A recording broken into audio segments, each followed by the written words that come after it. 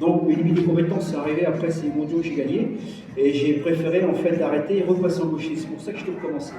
Et plutôt que de repartir en fait sur la mécanique d'un mouvement un peu stéréotypé du swing de golf,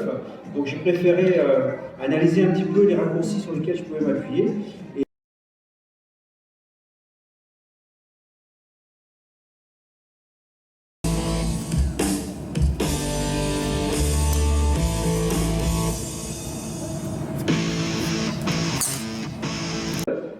Comment j'ai fait pour en arriver là,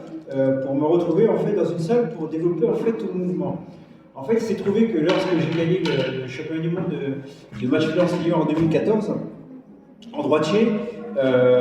et d'abord j'ai terminé 3e au championnat du monde aux États-Unis en 2012, j'avais trouvé qu'en fait mon swing n'était pas cohérent parce que j'étais en compensation. Et non seulement ça, j'étais en compensation, mais étant un pur gaucher, de jouer de la droite sur la gauche, ça me posait en fait des contraintes.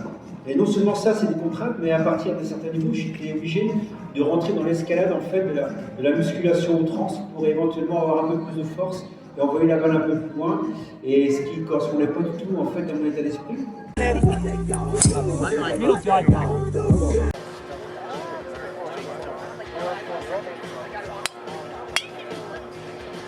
La passerelle en fait s'articule uniquement sur la frappe de la balle, et j'ai utilisé en fait les supports de raquette, et c'est quand même une des disciplines sur laquelle on va développer en fait toute notre capacité corporelle et gestuelle afin de pouvoir en fait frapper la balle, quelle que soit la situation, quelle que soit l'intensité, quelle que soit la vitesse, quelle que soit la dynamique.